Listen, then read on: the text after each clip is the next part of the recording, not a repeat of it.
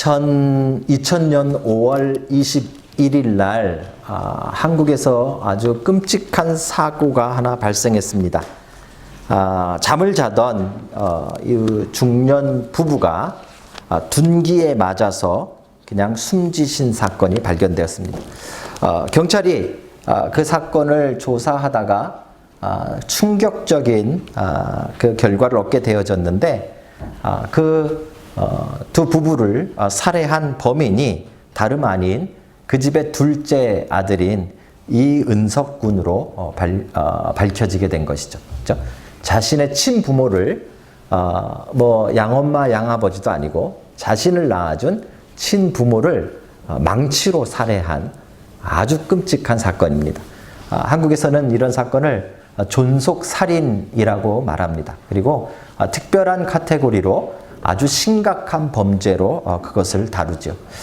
그 아버지는 해군 해병대 장교 출신이고요. 어머니는 이화여대를 졸업하신 엘리트였습니다.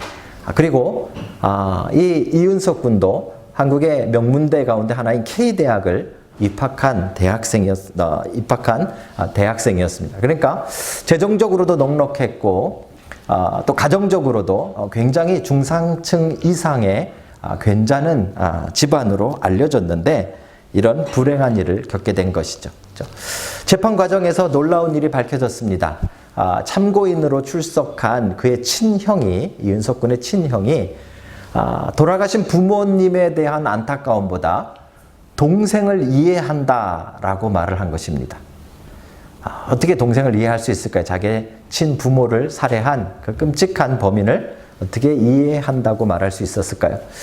그 외에 다른 참고인들, 주변 사람들의 증언에 따르면 이 이은석 군과 그 형은 이 어렸을 때부터 늘 아버지에게 맞아서 온몸에 멍이 없는 적이 거의 없었답니다. 주변 사람들은 다 알 만큼 늘 맞고 다녔고요. 그 어머니는 좀 어떤 종교에 좀 심취해 있었던 분인데 늘 말이 너무 심했답니다. 그래서 너 같은 건 뭐 쓸모없다는 둥, 나가 죽으라는 둥, 늘 언어적 폭력을 받고 이 아이가 자라다가 24살이 되었을 때 난생 처음으로 엄마 아버지에게 반항을 한 것입니다. 그때까지는 늘 맞고 눌려 있다가 이제 자기도 좀 컸으니까 처음으로 반항을 한 것이 바로 이 사건이 일어나기 일주일 전이었습니다. 반항의 결과는 더 심한 욕과 더 심한 질책이었습니다. 옛날 이야기를 왜 이제 다시 꺼내냐며 정신병원에나 갔다 오라는 어머니의 말에 상처를 받고 아버지도 돌아와서 거기에 더 얹어서 이 아이를 야단치는 바람에 아이가 방에 들어가서 6일 동안 나오지 않고 그 안에서 고민하고 있다가 7일째 나와서 그의 친부모를 살해한 사건이 이루어진 것이죠. 뭐라고 이 부분을 정당화할 수는 없습니다. 그죠? 하지만 재판의 결과는 그 상황을 참작해서 무기징역이 떨어졌고요. 이게 2000년에 있었던 일이기 때문에 2020년이 되면 무기징역으로 선고를 받은 사람이 20년 동안 잘 복역하면 가석방도 가능하답니다. 아마 내년에 가석방도 된다는 이야기가 아니라 그런 상황이 되어졌답니다. 특이한 것은 이 이은석 군이 재판 때 마지막에 남긴 말이 굉장히 많은 사람들에게 충격을 주었습니다. 이렇게 이야기했습니다. 부모님이 미안하다는 말 한마디만 했어도 다 용서할 수 있었습니다. 그렇죠? 엄마 아버지에게 미안하다는 말 한마디를 못 들어서 결국은 이 비참한 일이 되어졌다라는 것이죠. 여러분, 우리 인생의 용서라는 것은 우리가 생각한 것보다 굉장히 중요한 이슈입니다. 여러분과 제 삶에 이 용서라는 것을 어떻게 받아들이고 또 어떻게 실행하느냐에 따라서 우리의 삶은 불행으로 치달을 수도 있고요. 또 그 불행을 극복하는 상황으로 넘어갈 수도 있다는 것이죠. 그렇죠? 이은석 군의 가정은 그 용서라는 것을 뛰어넘지 못해서 결국 용서하지 못한 가정에 아주 끔찍한 최후를 보여주는 그런 사건이었습니다. 오늘 본문은 이 용서에 관한 말씀입니다. 우리 주님께서 우리에게 가르쳐주고 있는 성경적인 용서, 성경은 우리에게 어떤 용서를 가르치고 있고 어떻게 용서하라고 있는지 오늘 그 말씀을 함께 찾아가는 은혜가 있으시길 주님의 이름으로 축복합니다. 뿐만 아니라 말씀이 맞춰지면 여러분 마음속에, 여러분 삶에 실제 용서의 열매들이 맺히는 그런 은혜가 있기를 주님의 이름으로 축복합니다. 오늘 본문은 특이한데요. 이 8장 1절 전에 이 7장의 맨 마지막 구절 53절인데 7장 53절부터 여러분 성경책이 있으신 분들은 들여다보시면 이 11절까지 괄호 안에 들어 있습니다. 이게 좀 특이한 건데요. 우리가 가지고 있는 성경은 단 하나의 사본, 완성된 사본을 옮겨서 번역한 것이 아니라 여러 가지의 사본을 종합하여 번역한 것입니다. 그런데 우리가 중요하게 여기는 사해사본이나 바티칸 사본 같이 좀 중요한 사본들은 이 본문을 여기에 가지고 있지 않습니다. 이 가로 안에 있는 본문이 없거나 아니면 다른 위치에 있는 경우들이 있습니다. 하지만 또 다른 사본들에서는 이 본문을 이 위치에 넣고 있기에 우리 한글로 번역되어 있는 성경에서는 그 있는 버전을 따라서 여기에 가로 안에 본문이 들어져 있는 것이죠. 이것을 여기에 넣은 분명한 이유, 그것이 맞다라는 중요한 이유 중에 하나는 오늘 이야기가 초막절에서 이어진다라는 것입니다. 초막절 행사가 끝나고 사람들은 다 각각 집으로 돌아갔는데 예수님은 감람산으로 가셨다라고 1절이 밝히고 있습니다. 예수님이 산으로 가신 것은 등산하기 위함이 아니라 기도하시기 위함입니다. 예수님은 주로 감람산에 가셔서 기도하는 일을 자주 하셨습니다. 기도하시고 이제 아침이 되어서 본문에는 아침 일찍이라고 나오지만 아침이라고 나오지만 아침 일찍이라는 단어인데요. 아마 새벽이었던 것 같습니다. 일찌감치 예수님이 이 성전에 오셔서 다시 말씀을 가르치기 시작하셨고 그때도 예수님의 인기가 아직은 식지 않았습니다. 그래서 많은 사람들이 몰려들기 시작했습니다. 그래서 예수님께 말씀을 배우고 있는 아주 보통 볼 수 있는 랍비와 제자들의 모습으로 성전에 거하고 계실 때 일이 벌어집니다. 서기관들과 바리새인들, 즉 종교 지도자들이 간음 중에 현장에서 잡은 여인을 데려다가 지금 예수님 앞에다 데려다 놓고 예수님에게 이렇게 이야기합니다. 5절에 보시면 모세는 율법에 이러한 여자를 돌로 치라 명하였거니와 선생은 어떻게 말하겠나이까? 그 당시 랍비들은 질문을 받으면 회피할 수 없습니다. 분명히 답을 주긴 줘야 됩니다. 그런데 예수님이 아주 곤란한 입장에 처하게 된 것이죠. 예수님이 그 율법대로 그 여인을 돌로 쳐서 죽이라 라고 말을 한다면 여지까지 예수님이 선포하던 사랑에 대한 선포와 어긋나는 행동이 될 것입니다. 그렇다고 해서 그 사람을 그냥 용서해라 라고 말을 한다면 그 여인이 모세의 율법을 어겼기 때문에 율법을 반대하고 율법을 어기는 사람으로 예수님이 치부당할 수 있습니다. 바로 이 점을 노려서 지금 서기관들과 바리새인들이 이 여인을 현장에서 죽이지 않고 원래 법대로 하면 현장에서 즉사시켜야 하는데 현장에서 죽이지 않고 지금 예수님 앞에까지 데리고 온 이유가 여기 있는 것이죠. 6절에 그것을 설명합니다. 그들이 이렇게 말하면 고발할 조건을 얻고자 하여 예수를 시험함이러라. 예수님을 시험해서 곤란함에 빠뜨리고 예수님을 시험해서 예수님을 고소할 거리를 찾기 위해서 지금 예수님 앞에 범행을 저지른 간음을 저지른 여인을 데려다 놓고 요 모세의 율법을 비교하며 예수님의 답을 요구하고 있는 것입니다. 뭐라고 대답을 해야 할까요? 예수님의 특이한 장면이 등장합니다. 이 장면은 아주 두고두고 많은 사람들의 궁금증을 일으키고 있는 장면입니다. 8절인데요. 6절 뒷부분인데요. 예수께서 몸을 굽히사 손가락으로 땅에 쓰시니 이렇게 나와 있습니다. 예수님께서 지금 한참 이야기로 가르치고 있는 그 상황 가운데 종교 지도자들이 지금 여인을 잡아다가 그 앞에 데리고 온 것입니다. 사람들의 눈은 다 어디로 가 있을까요? 사람들은 다 그 여인만 쳐다보고 있겠죠. 그죠? 이때 예수님께서 갑자기 일어나서 답을 안 하시고 바닥에 구부리셔서 바닥에 뭐라고? 글씨를 쓰고 계신 것입니다. 사실 쓰다라는 이 단어는 그리다라는 말도 됩니다. 그러니까 그림을 그리셨을 수도 있고요. 아마 글씨를 쓰셨을 수도 있습니다. 어쨌든지 간에 그 예수님의 특이한 행동을 통해서 사람들은 이제 그 여인을 보다가 예수님을 바라보는 그 주목하고 있는 그 시선이 바뀌는 장면을 지금 그리고 있는 것이죠. 그죠? 사람들은 조급했습니다. 빨리 예수님이 답을 주기 원했습니다. 그래서 다시 한번 예수님에게 빨리 답을 하라고, 도대체 어떻게 너는 답을 내겠냐고, 이 여인을 어떻게 하면 좋겠냐고 재촉하는 장면이 그 다음에 다시 기록되어져 있습니다. 그 재촉을 받으시고 예수님께서 일어서셔서 이렇게 이야기하십니다. 7절인데요.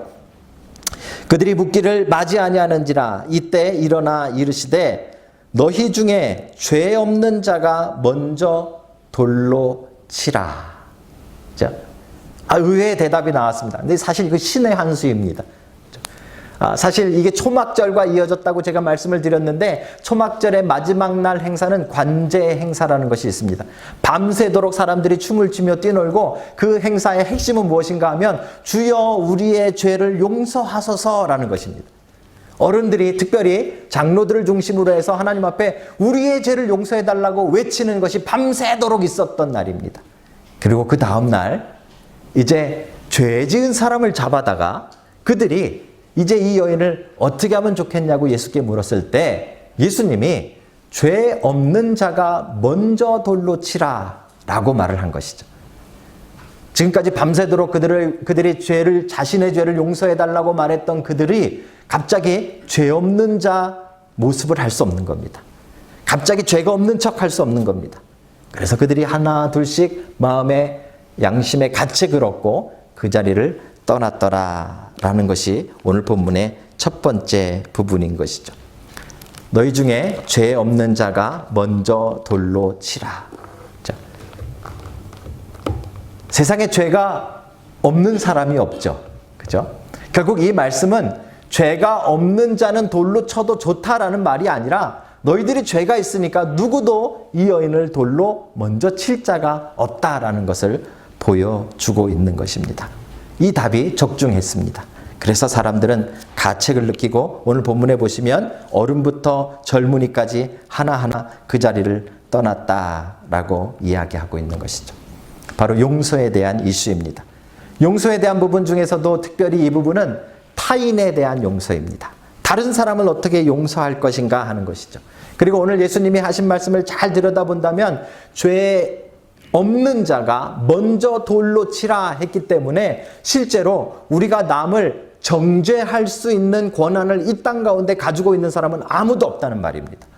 먼저 누군가를 돌로 칠 수 있는 사람은 이 세상에 아무도 존재하고 있지 않다는 것을 예수님이 이 짧은 답으로 말씀해 주고 있는 것이죠. 왜 우리가 용서를 해야 하는가 하면, 왜 우리가 다른 사람을 정죄하지 않고 다른 사람을 미워하지 않고 다른 사람의 죄를 들추지 않고 우리가 왜 다른 사람을 용서해야만 하는가 하면 우리에게는 그 사람을 정죄할 권한을 하나님이 주시지 않았기 때문입니다. 우리는 용서하지 못할 자격이 없는 사람이라는 말이죠. 이상하게 들릴지 모르지만 이것이 오늘 주님께서 우리에게 던지고 있는 첫 번째 다른 사람을 용서하는 것에 대한 중요한 메시지입니다. 요즘 한국은요, 아주 한 사건으로 아주 시끄러워지고 있습니다. 이 제주도 펜션에서 일어난 살인 사건이죠. 그죠? 그 범인의 이제 얼굴까지 공개가 되었습니다. 내용은 이 고유정이라는 36살의 여인이 전 남편을 불러서 아마 수면제를 먹인 것 같습니다. 몸에서 일종의 수면제가 검출된 것으로 경찰이 발표를 하였습니다. 수면제를 먹이고 이 80kg가 넘는 이 거구의 전 남편을 죽여서 그 남편의 시신을 훼손해서 이 종량제 봉투를 30개를 사서 그 봉투에 담아서 바다에 갖다 던지고 또 김포 또 올라가는 길 이곳저곳에 그 시신을 유기한 사건입니다. 정말 끔찍한 사건이죠. 오늘은 제가 좀 끔찍한 사건들을 많이 말씀드리게 되는데 죄송하게도 우리의 죄에 대한 이야기이기 때문에 그렇습니다. 이 여인이 그 자신의 전 남편을 그렇게 잔인하게 죽인 것으로 이 사건은 아주 크게 지금은 청와대에 그 뭐라 그러죠? 그 요청하는 거 있잖아요. 예, 그것도 지금 한참 진행 중이라고 합니다. 자, 왜 이렇게 사람들이 더 분노하고 있는가?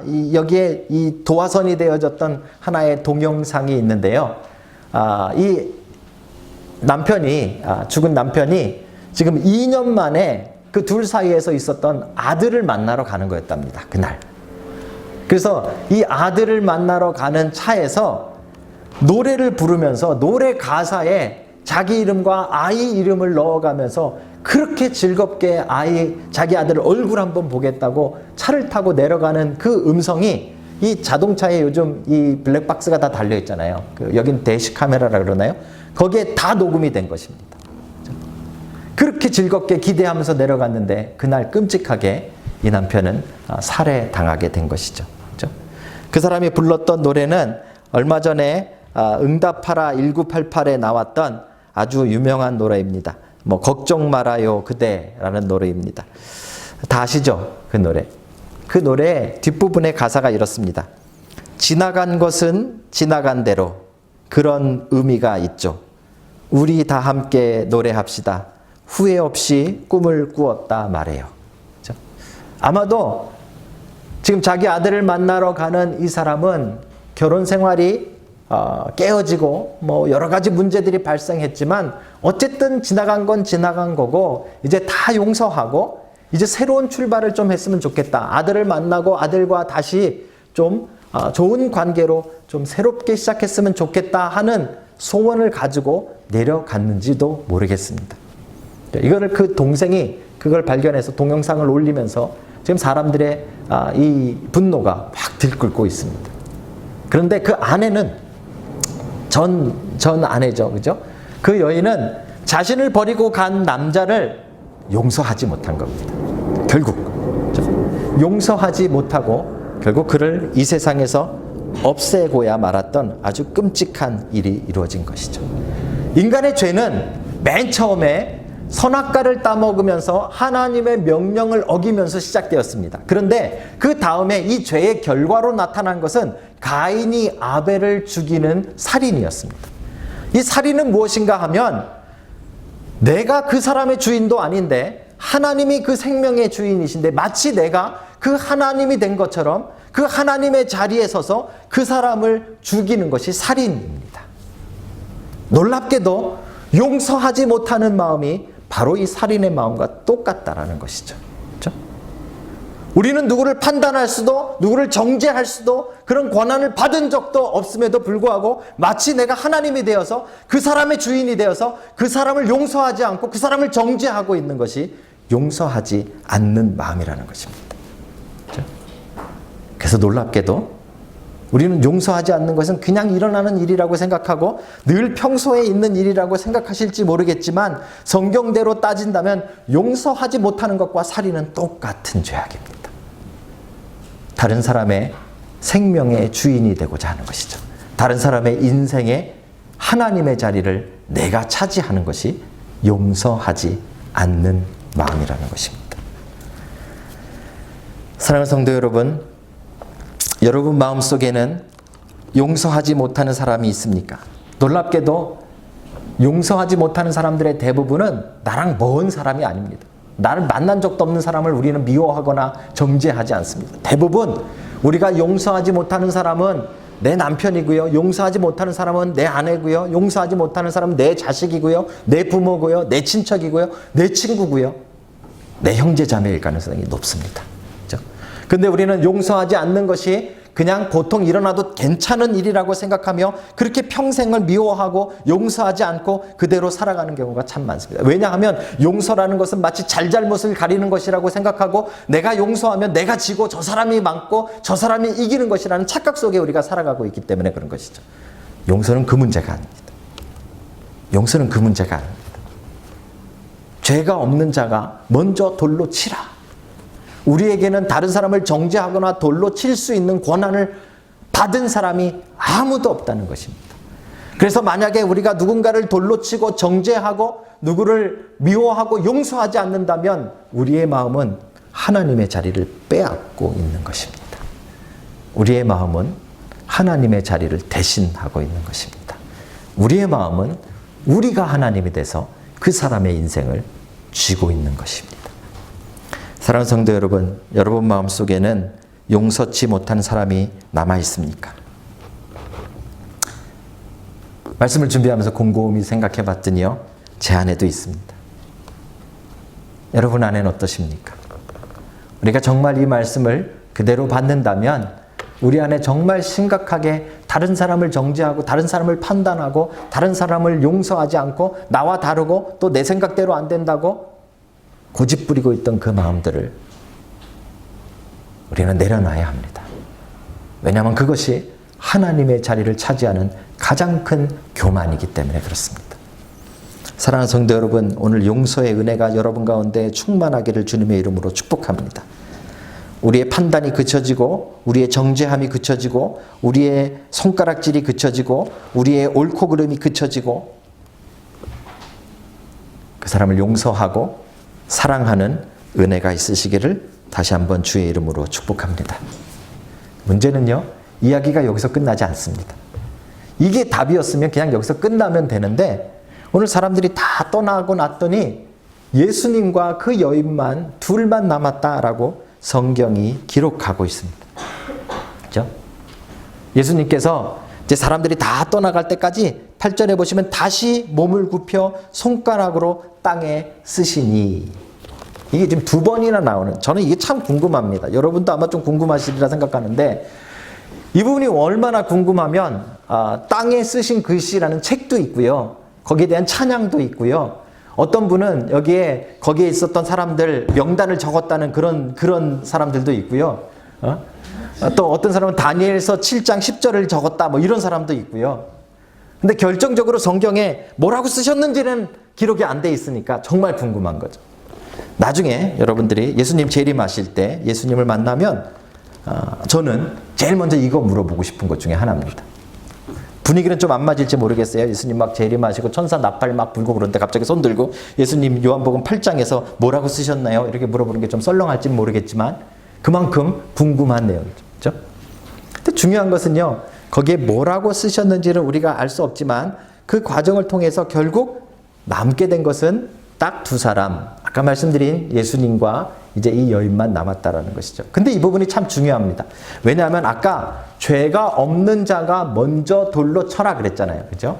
그래서 사람들은 다 죄가 있었기 때문에 간 거예요. 예수님은요? 성경대로 한다면 지금 예수님은 죄가 없으시잖아요. 그렇다면 지금 예수님이 돌을 들어서 이 여인을 칠 수 있는 유일한 사람이 되는 것입니다. 그죠? 지금 예수님이 이 여인을 죽일 수도 있고 살릴 수도 있는 유일한 판단자, 심판자가 되는 것이죠.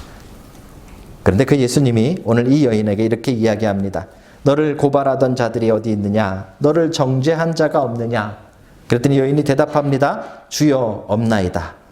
예수께서 이르시되 나도 너를 정죄하지 아니하노니 가서 다시는 죄를 범하지 말라.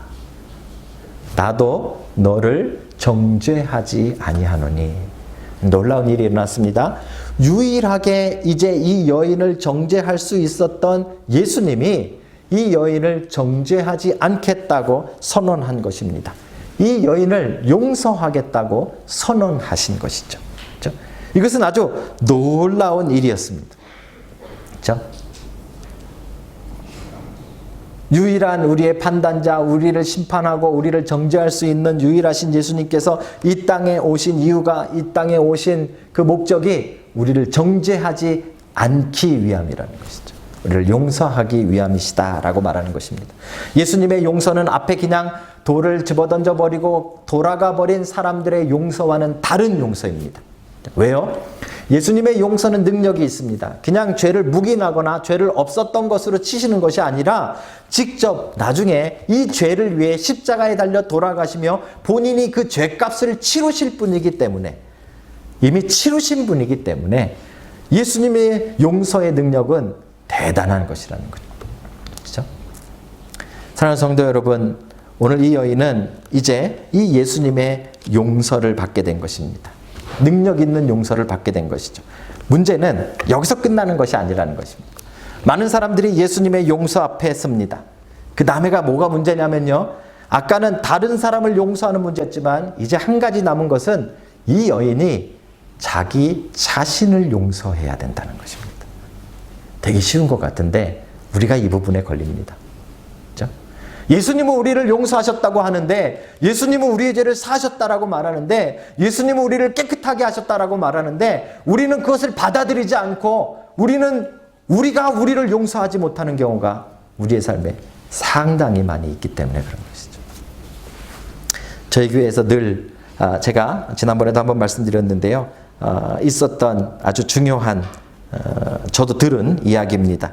저희 사역팀에서 모임을 갖고 있는데 풍성하게 음식이 나왔답니다. 그래서 다 같이 음식을 막 먹고, 어른들도 막 정신없이 먹고 아이들도 이제 막 뛰어놀다가 음식을 먹는 판인데, 한 아이가 음식을 가지고, 우리 교회 아이가 아마 그날 좀 이렇게 컨디션이 안 좋았든지 본인이 원하는 메뉴가 없었던 모양입니다. 이것도 먹으면서 맛없다 그러고 저것도 먹으면서 맛없다 그러고 다 맛없다 그러는 거죠. 자, 어른들이 그 옆에서 아마 제가 있었으면 음식을 뺏고 가서 그냥 놀아라 임마, 안 먹어도 돼, 이런 거 했을 텐데, 그때 제가 아니라, 저는 그때 참석을 못했고 옆에 우리 권 집사님이 계셨습니다. 권 집사님이 그 아이를 불러다 앉혀놓고 그 옆에 앉아가지고 이렇게 말했답니다. 그래, 네 잘못이 아니야. 너 때문이 아니란다. 그냥 한번 먹어봐. 장로님과 제가 그 얘기를 나중에 하면서 얼마나 웃기도 하고 충격을 받았는지 모릅니다. 왜냐하면 우리는 그런 교육을 받으면서 자라지 못했어요. 그죠? 우리는 뭐든지 잘못하면 지적받는 그런 교육을 받았잖아요. 네 잘못이 아니야 라는 말을 별로 들어본 적이 없어요. 뭐 해도 다 내 잘못으로 들려. 옆에 있는 거 쓰러져도 너 때문이라는 얘기 듣고 살았잖아요, 우리는. 그러니까 우리는 다 내 잘못이라는 것에 강박관념을 가지고 살고 있는 것이죠. 이게 얼마나 심각한지 모릅니다. 요즘 한국에 또 심각한 문제 중에 하나가 이 여성들을 약을 먹이거나 또 여성들에게 뭐 술을 먹여서 성폭행하는, 그리고 그것을 촬영해서 동영상을 올리는 아주 좀 치사하고 더러운 범죄들이 아주 극성을 부리고 있습니다. 근데 더 문제는 뭐냐면요, 그걸 동영상을 한번 업로드를 시키면 그걸 막을 재간이 별로 없다는 거죠. 그렇죠? 그래서 그거를 올리는 웹사이트가 놀랍게도 자기네가 지우는 회사까지 만들어서 돈을 벌고 있는 그런 현실입니다. 그렇죠? 중요한 거는요, 그 피해자 여성들이 처음에는 그 가해자들을 원망한답니다. 이놈 자식 잡기만 해봐라. 그런데요, 조금 시간이 지나면 그 화살이 어디로 오게요? 자기에게 돌아. 내가 왜 그랬을까? 내가 그날 왜 거기를 갔을까? 그래서 결국은 스스로 목숨을 끊는 케이스가 지금 얼마나 많이 나오고 있는지 모릅니다. 잘못한 게 하나도 없는데, 자신들의 잘못이 아닌데도 불구하고 자신들의 목숨을 끊고 마는 슬픈 일들이 지금 한국에서 얼마나 많이 일어나고 있는지 모릅니다. 왜죠? 자기 자신을 용서하지 못하기 때문에.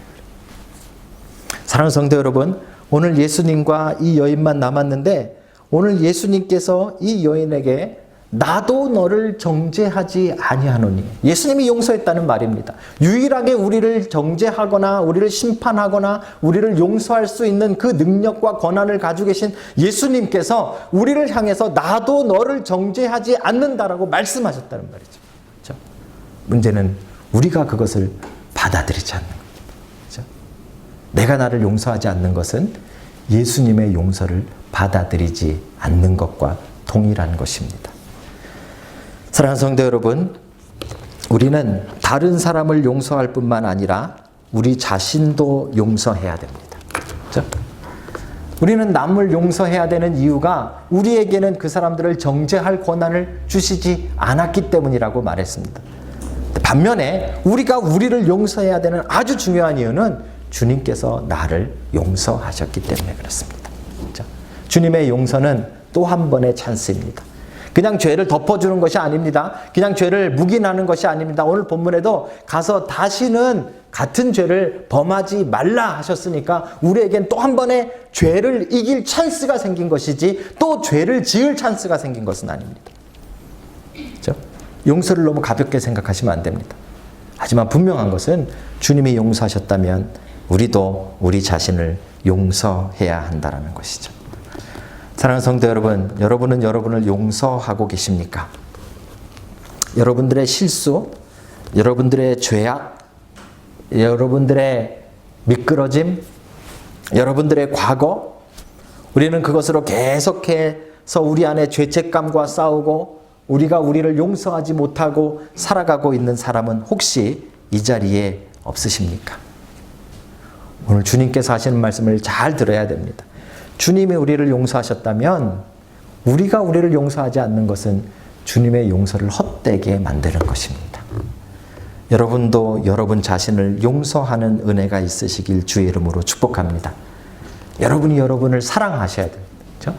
여러분이 여러분 자신을 주님께 맡기고 주님의 용서 앞에 내어놓으셔야 합니다. 그 가운데 놀라운 은혜와 능력이 있는 줄로 믿습니다. 오늘 주님께서 이 짧은 이야기를 통해서 우리에게 용서에 관한 이야기를 하고 계십니다. 물론 이 이야기는 바리새인과 서기관들이 예수님에게 올무를 씌우기 위해서 함정을 파놓은 것이지만 반대로 예수님은 이 이야기를 통해서 우리에게 다른 사람을 왜 용서해야 되는지 또 우리가 우리를 어떻게 용서해야만 하는지를 말씀하고 계십니다. 그 가운데는 우리 주님의 용서가 그 중심입니다. 유일하게 우리를 판단하고 우리를 심판하고 우리를 정죄할 수 있는 그분이 스스로 우리의 죄값을 십자가에서 내어주시고 우리를 용서하는 그 은혜의 길을 선택하셨다는 것이죠. 그것을 겸손히 받아들이는 것이 용서입니다. 놀라운 은혜입니다. 여러분 안에 이 용서의 은혜가 넘치시길 주님의 이름으로 축복합니다. 주님이 하셨던 이 용서의 사역에 여러분들이 동참하시길 주의 이름으로 축복합니다. 다른 사람들을 용서하는 일들이 여러분 삶에 많아지고 넘쳐나기를 주의 이름으로 축복합니다. 또한 여러분의 자신도 용서하는 큰 기쁨과 해방을 맛보시길 주의 이름으로 축복합니다. 기도하시겠습니다.